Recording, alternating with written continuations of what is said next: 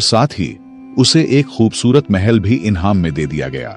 रियाया जो पहले ही उससे हसद में मुब्तला थे, अब और भी परेशान हो गए। उनके दिलों में खौफ बैठ गया कि अगर यूं ही सिलसिला चलता रहा तो ये पागल उन सब की कुर्सियों का वारिस बन जाएगा। चुनांचा वो आपस में सरगोशियां करने लगे, यार ये बंदा तो बहुत तेजी से ऊपर जा रहा है, कुछ करना पड़ेगा वरना हमारी सब इज्जतें और रुतबे खत्म हो जाएंगे। दूसरी तरफ वो आधा पागल दिल ही दिल में सोच रहा था, ये रियाया तो वाकई बड़े सच्चे और हमदर्द लोग हैं। देखो कितना जबरदस्त मशवरा दिया था।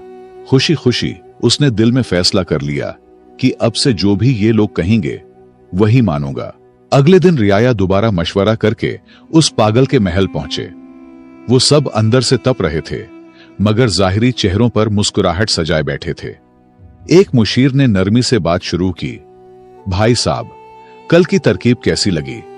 अगर आप थप्पड़ न मारते तो बादशाह आप पर शक करता और शायद आपको सजा भी हो जाती।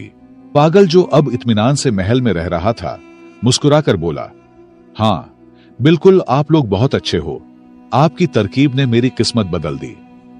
रियाया ने मौका गनीमत जाना और अगला जाल बिछाया। लेकिन यह तो सच है कि जिसे अल्लाह रखे उसे कौन चखे। जितना मर्जी आपके खिलाफ कोई साजिश करे, लेकिन अगर तुम सच्चे हो और अल्लाह तुम्हारे साथ है तो कोई कुछ नहीं बिगाड़ सकता। रियाया ने पागल को मुखातब करते हुए कहा, अब एक और बात सुनो। सुबह जब दरबार लगे और बादशाह कुर्सी पर बैठने लगे तो तुम फौरन उसकी कुर्सी पीछे से खींच लेना। देखना तुम्हें आधी बादशाहत मिलेगी। यह काम आसान नहीं, लेकिन तुम तो बहादुर हो, कर लोगे।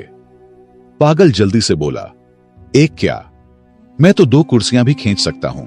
रियाया हस्बे मामूल उसे शाबाशी देते हुए रुखसत हुए और सुबह दरबार में वही हुआ जिसकी उन्होंने पागल को करने को कहा था।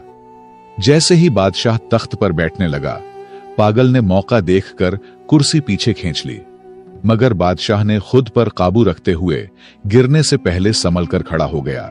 जब उसने पीछे मुड़कर देखा तो हैरान रह गया कि कुर्सी का एक पांव अंदर से पहले ही टूट चुका था। बादशाह ने फौरन पागल की तरफ देखा, उसे गले लगाया और बुलंद आवाज में सबके सामने कहा, देखो ये शख्स कितना होशियार और वफादार है। अगर ये ना होता तो मैं कुर्सी समेत जमीन पर गिरकर जख्मी हो जाता। फिर उसे तमगा इम्तियाज देकर अपने फौज का जर्नेल मुंतखब कर दिया और दरबार में एक बार फिर उसकी बहादुरी की दाद दी गई। ये देखकर रियाया सर पकड़कर रह गए। वो जो हर